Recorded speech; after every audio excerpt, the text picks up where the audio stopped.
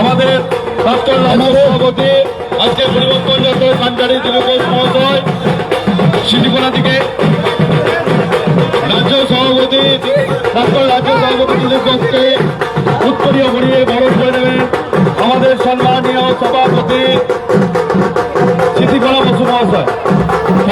আমাদের প্রাক্তন সভাপতি দিলীপ ঘোষকে উত্তরীয় বরণ করেছেন আমাদের জেলা সভাপতি সিটিকোনা বস। ভারত মাতা কি, ভারত মাতা কি। এরপর আমাদের প্রাক্তন রাজ্য কার্যকর্তা ভারতী ঘোষ মহাশয়কে উত্তরীয় দিয়ে বরণ করে দেবেন আমাদের এই পরিবর্তন যাত্রায় রায়না বিধানসভার কনভেনার মাননীয় মহবুবুল্লাহ মহাশয়া। ভারতী ঘোষ ভারতী ঘোষ বন্দে মাতরম, বন্দে মাতরম। এরপর আমাদের কাটোয়া জেলা সভানেত্রী মাননীয় সিটিকোনা বসু মহাশয়কে উত্তরীয় নিয়ে বরণ করে দেবেন আমাদের রাজ্যের সংখ্যালঘু মোর্চার জেলা সভাপতি আমাদের ভারতী দিন মহাশয় ওনাকে বরণ করে নিচ্ছেন। খুব সম্মানের বিষয়, আমরা খুব সম্মানিত, আহ্লাদিত। এরপর আমাদের সকলকে অনুরোধ করছি যারা রাজ্য এবং জেলার কার্যকর্তা আছে তারা ছাড়া বাকি একটু জায়গা করে দিন। আমাদের কাশীনাথ পাত্র 2016 এই রায়না বিধানসভার সভাপতি উনি আছেন, ওনাকে উত্তরীয় বরণ করে নিচ্ছেন বিজন মন্ডল মহাশয়।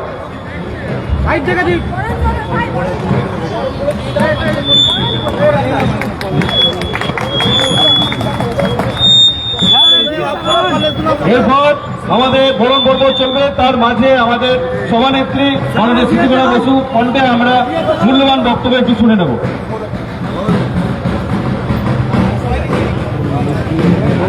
নমস্কার, আজকে আমরা রায়না বিধানসভায় এই শ্যামসুন্দরে আমরা উপস্থিত হয়েছি আমাদের পরিবর্তন যাত্রাকে সঙ্গে নিয়ে। আমাদের এই পরিবর্তন যাত্রায় আমাদের মধ্যে উপস্থিত রয়েছেন পশ্চিমবঙ্গের প্রাক্তন সভাপতি, কেন্দ্রীয় প্রাক্তন সহসভাপতি, আমাদের অভিভাবক মাননীয় দিলীপ ঘোষ মহাশয়। দিলীপ তাকে রায়না বিধানসভায় স্বাগত। আমাদের মধ্যে উপস্থিত রয়েছেন আমাদের ভারতী দি, উনি কেন্দ্রীয় মুখপাত্র, আমাদের প্রাক্তন IPS নবাগত নেত্রী ভারতী দিকেও স্বাগত জানাই। এছাড়া আমাদের মধ্যে সভামঞ্চে উপস্থিত রয়েছেন কেন্দ্রীয় অন্যতম নেতা মাননীয় সৌরভ শিকদার মহাশয়, এই পরিবর্তন যাত্রার প্রমুখ সিদ্ধার্থ দা, পরিবর্তন যাত্রার সহপ্রমুখ ভাই রাজ তন্ময় দে, এই বিধানসভার ভূমিপুত্র, এই বিধানসভার ইনচার্জ রয়েছেন মাননীয় ডাক্তারবাবু আপনাদের জামাই, এই বিধানসভার কনভেনার মাননীয় মোদী, এছাড়াও এই বিধানসভার 6 মন্ডল সভাপতিকে সম্মানিত মঞ্চ, এই বিধানসভা থেকে আমার জেলার সাধারণ সম্পাদক মানিক রয়, এই বিধানসভা থেকে আরেক সম্পাদিকা রয়েছেন জেলার বোন জননী সহ সম্মানিত মঞ্চ, সকলকে আমার তরফ থেকে জাতীয়তাবাদী গৈরিক অভিনন্দন, শ্রদ্ধাপূর্ণ ভালোবাসা জানাই। আমাদের বক্তব্য ভারতীদি এবং দিলীপ দা রাখবেন, আমি সৌরভ দা বলবেন, তিনজন বক্তা রয়েছেন। এরপরে যেহেতু বর্ধমানের দিকে এই যাত্রা এগিয়ে যাবে, সেই জন্য আমাদের বক্তব্য নয়। আমি সবাইকে আমার তরফ থেকে রায়না বিধানসভাকে অসংখ্য ধন্যবাদ জানাই এবং এই পরিবর্তন যাত্রা আমাদের এখান থেকে আমাদের জেলা শেষ হবে।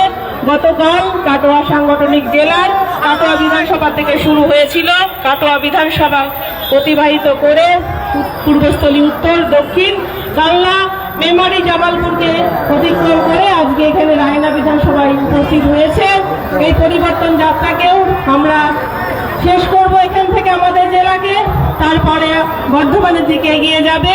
যাই হোক, আমাদের সাথে শুধু একবার বলুন, 26-এর ইলেকশন তৃণমূলের বিসর্জন, 26-এর ইলেকশন তৃণমূলের বিসর্জন।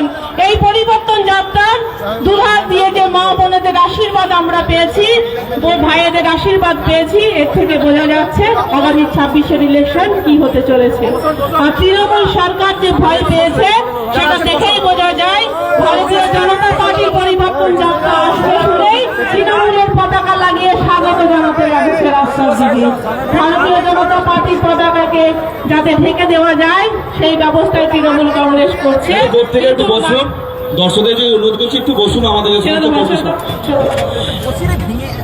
মানুষের মনে যে জায়গা ভারতীয় জনতা পার্টি করেছে, মানুষ বুঝেছে যে এই ছেড়ে ভারতীয় জনতা পার্টির সেবা করতে এসেছিলেন, খালি এই সরকারকে উৎখাত করবে বলে ভারতীয়দের জন্য হাততালি। প্রীতিকণাদি রয়েছেন, সিদ্ধার্থ দা রয়েছেন, আপনাদের নিজের এলাকার রাজভাই রয়েছে নিচে মঞ্চে উপস্থিত। আমি আর সবার নাম করছি না, সম্মানিত মঞ্চ। দেখুন, দিলীপ দাকে শুনবেন বলে আপনারা বসে আছেন। আমি জাস্ট আপনাদের সামনে দুটো কথা বলছি। 26-এ পরিবর্তন চান? ভাইপোকে জেলে পাঠাতে চান? চান তো? রায়না জিতবো, জিতবো, পাক্কা জিতবো। রায়না আমরা জিতবো। খালি রায়না নয়, কালনা সহ, বর্ধমান সহ আমরা প্রত্যেকটা সিট এবার জিতে ভারতীয় জনতা পার্টির সরকার প্রতিষ্ঠা করব। কারণ আপনারা দেখেছেন যে এই যে 15 বছর ধরে চোরেদের, বড়দের প্রণাম, ছোটদের ভালোবাসা, সবাইকে গৈরিক অভিনন্দন জানাচ্ছি। মঞ্চে উপস্থিত আমাদের বাংলার রাজনীতিতে ভারতীয় জনতা পার্টির ইতিহাসের সব থেকে সফলতম রাজ্য সভাপতি দিলীপ ঘোষ, আপনাকে প্রণাম। আমাদের বোন স্মৃতিকণা, সিদ্ধার্থ আর অনেক বলিষ্ঠ নেতা, সৌরভ কেন্দ্রীয় নেতৃত্বতে আছেন, সবাইকে আপনাদের নমস্কার, গৈরিক অভিনন্দন জানাচ্ছি। আজকে আমরা সবাই দিলীপদার কথা শুনবো, তাই দীর্ঘায়িত করব না।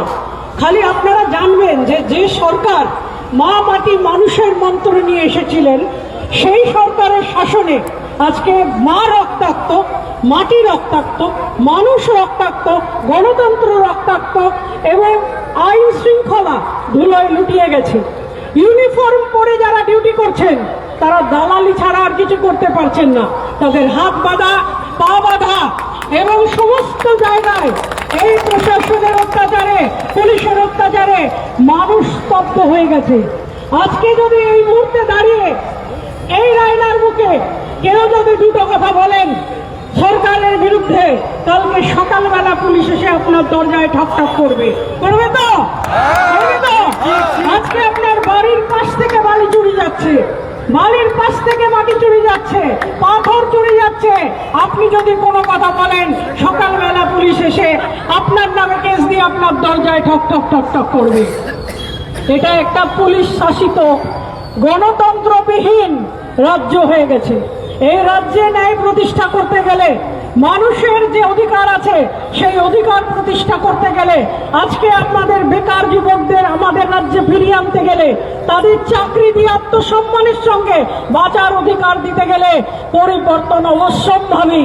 যদি এই পরিবর্তন আপনারা না আনতে পারেন, তাহলে আপনারা দেখবেন যে 1,500 টাকার ভাতা চলবে। যুব সাথী 1,000 থেকে 2,000 হবে, 2,000 থেকে 2,500 হবে। আপনাদের শুষে নিয়ে, আপনাদের বঞ্চনা করে, আপনাদের রক্তে হাত রক্তাক্ত করে সমস্ত রাজ্যের সম্পদ নিজে এবং ভাইপোর নামে দিয়ে আপনাকে ভিক্ষার ঝুলি থেকে অল্প অল্প করে ভিক্ষা দেবে। আর আমরা বাঙালিরা আমরা ভিক্ষা নিয়ে ভিক্ষার্থী হয়ে বেঁচে থাকবো যুগের পর যুগ, যুগের পর যুগ চলবে। যুবশ্রী, রূপশ্রী সবকিছু হতে হতে আজ হয়ে গেছে বিশ্রীশ্রী। বিশ্রী জঘন্য বিশ্রী একটা শ্রী, বিশ্রীশ্রী। আমরা ভিক্ষা নিয়ে বাঁচতে চাই না, চাই কি? তাই আমরা আত্মসম্মান নিয়ে বাঁচতে চাই। তাই আমাদের আত্মসম্মান নিয়ে বাঁচতে গেলে, ন্যায়কে প্রতিষ্ঠা করতে গেলে এই আঙ্গুলটা ব্যবহার করে, নিজের ভোটাধিকার প্রয়োগ করে আপনারা এই বাংলায়, সোনার বাংলার সততা যুক্ত, স্বচ্ছতা যুক্ত ভারতীয় জনতা পার্টির সরকারকে নিয়ে আসবেন। আর যতদিন না আনতে পারেন, মা বোনেরা নারী শক্তি দিয়ে আর আপনারা বাইরা লড়াই করবেন। এটা ধর্মযুদ্ধ। রাম রাজ্য প্রতিষ্ঠা করতে গেলে ধর্মযুদ্ধ করতে হয়, রাবণকে শেষ করতে হয়। এটাই তখনকার যুগের নিয়ম ছিল, আজও তাই।